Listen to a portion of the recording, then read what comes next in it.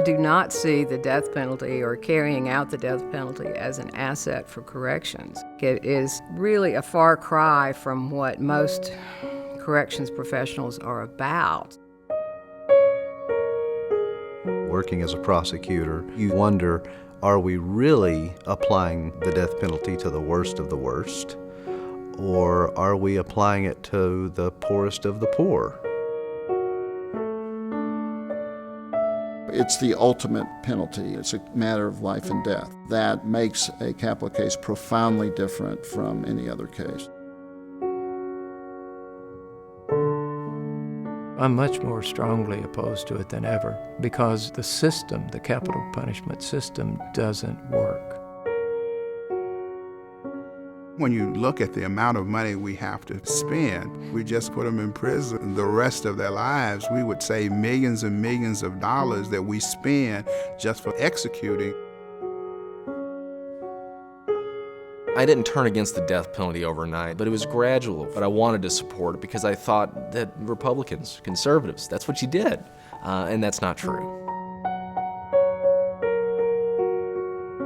I know that we can do better than the death penalty. It's taking our eye off what we need to be focused on, which is the root causes of violent crime. I'm fighting against the death penalty because what happened to me has happened to hundreds of people in this country. As long as there's a death penalty, innocent people are going to be executed. Bottom line.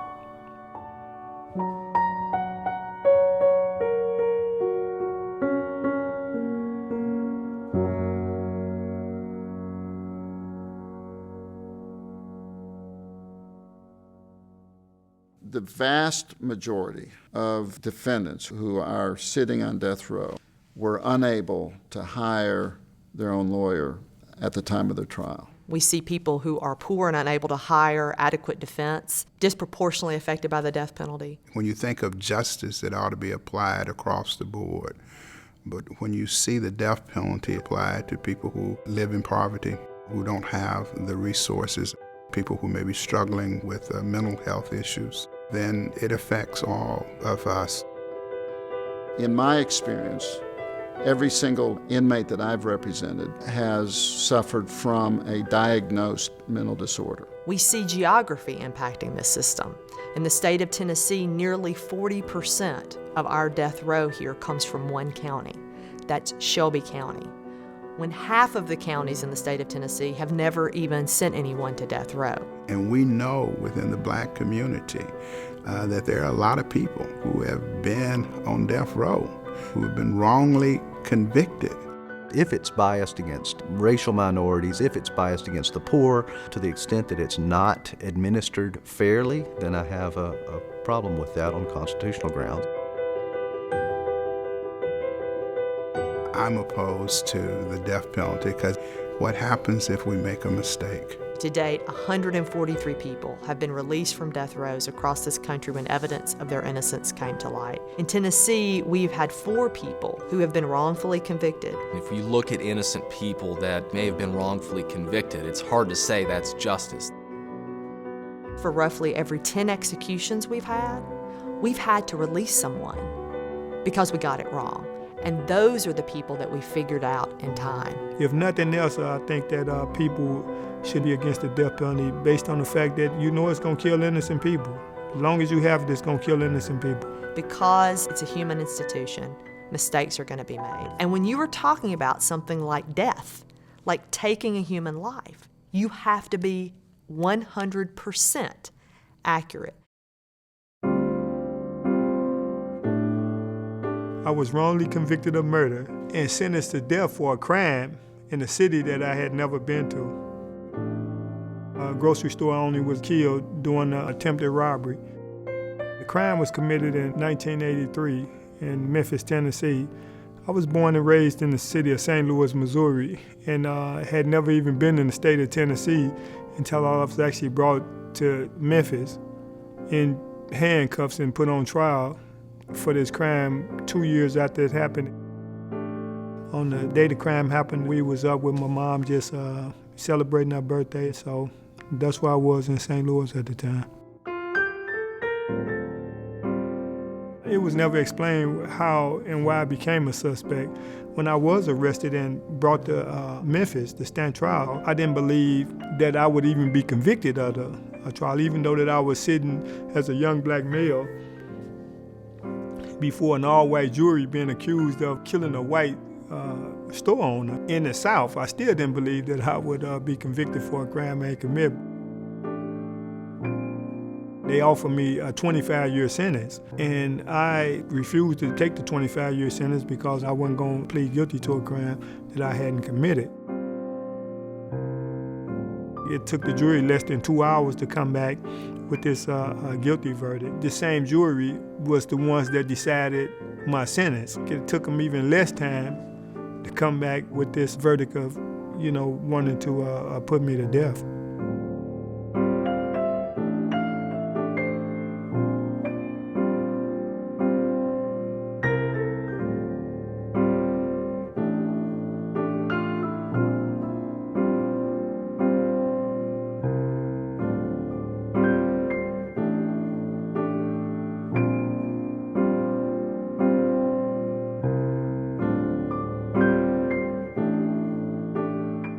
If these attorneys had not been on my case, I would probably not be sitting there right now.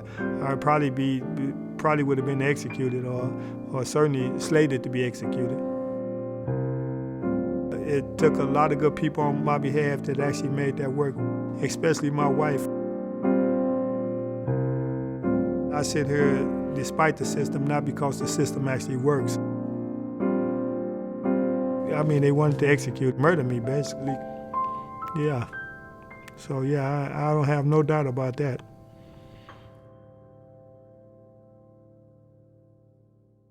This notion that the death penalty is a deterrent to crime simply is not borne out by the research. I don't consider the death penalty to be a deterrent to crime, and I don't think there's research that supports that it does. States that utilize the death penalty with frequency do not have lower murder rates. And in fact, there are states without the death penalty whose murder rates are lower. Once I found out that it didn't deter crime, that was the last thing I held on to, and once I realized that, then I just couldn't support the death penalty anymore.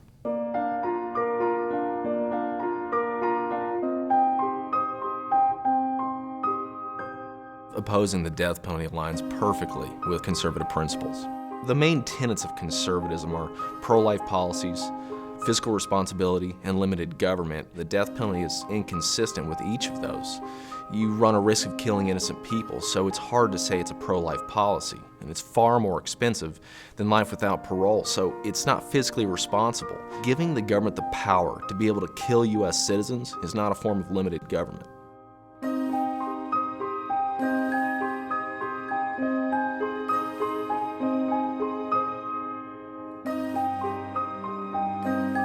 We do a disservice to victims and to their families when we promise them that once the death penalty has taken place, that they will feel like they have had an experience of justice.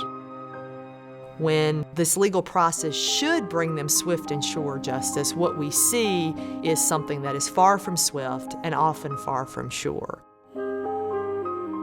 It's not unusual for the victim family members to be brought into the case multiple times over the course of 10, 20, or 30 years. It just re-traumatizes them each time this comes up. And these families could be given legal finality much quicker with the alternative sentences as opposed to waiting for 20, 25 years for a sentence that may never even be carried out.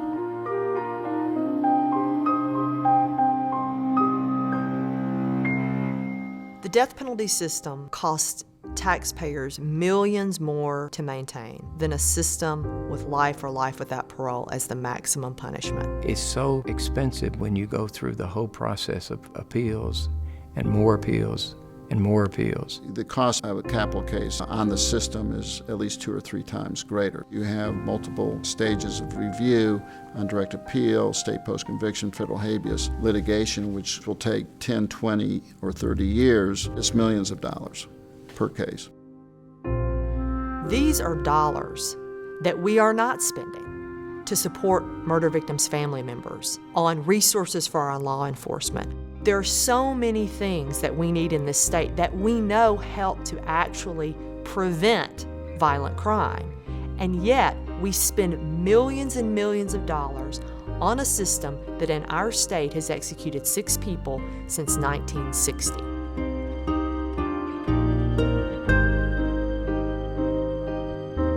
My mother was an extremely outgoing person. She was an extrovert. She never met a stranger. More than anyone else, she was the greatest influence in my life. She had a normal, regular day in retirement of working at a soup kitchen. That was a normal day for her. And she had been at my rectory, and she left there. She was abducted at knife point by an escapee from a mental institution. He stabbed her in the throat, and she died immediately. We began a search. We came upon her car parked in the parking lot of the Union Mission. We opened the trunk and found her there.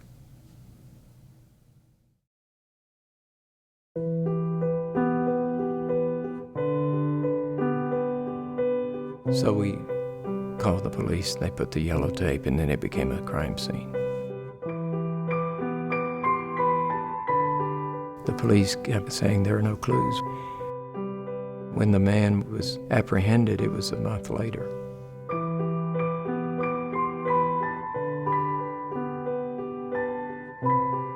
When he was arrested, we spoke against the death penalty, and then later we issued a formal statement to the district attorney asking that they not consider the death penalty.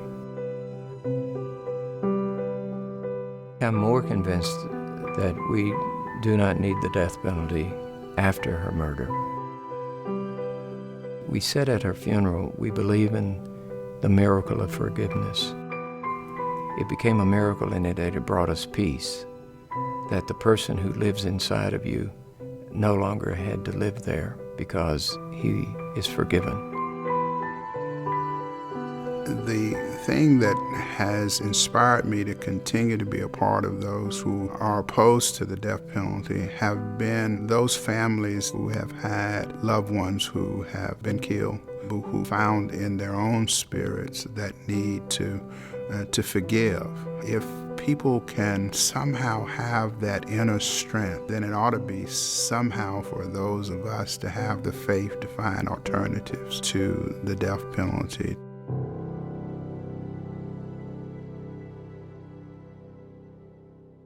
It's asking an awful lot of people to carry out the death penalty law. It is carrying out a state killing.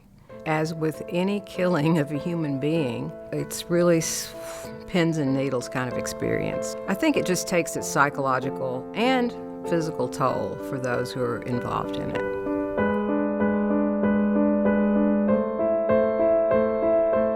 Public opinion is changing about the death penalty.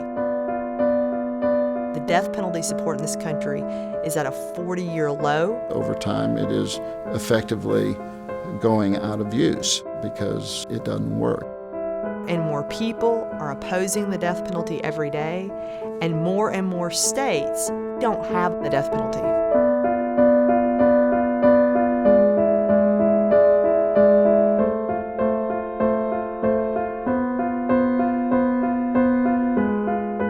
Never thought the death penalty was an effective way to deal with crime in our society. I don't think it's just. I don't think it's morally right. The death penalty needs to be abolished. It's not used frequently. It serves no purpose. It drains resources. It is traumatizing to all of the people who participate, including jurors, including judges, including prison personnel, including victim family members, including the defendant's family members, including the lawyers involved. It traumatizes all of them. Every day I talk to citizens across this state who are saying, I don't think this is the way we ought to go. And that gives me great hope that the day is coming when the death penalty will be repealed in Tennessee and will be repealed across this country. I've been released, but only after I spent 28 years in prison, and 20 of those on death row. I'm fighting against the death penalty because what happened to me has happened to hundreds of people in this country. We never even the score. 1,000 deaths would not even the score. The loss is so painful and so devastating. And killing doesn't even the score. It isn't an eye for an eye.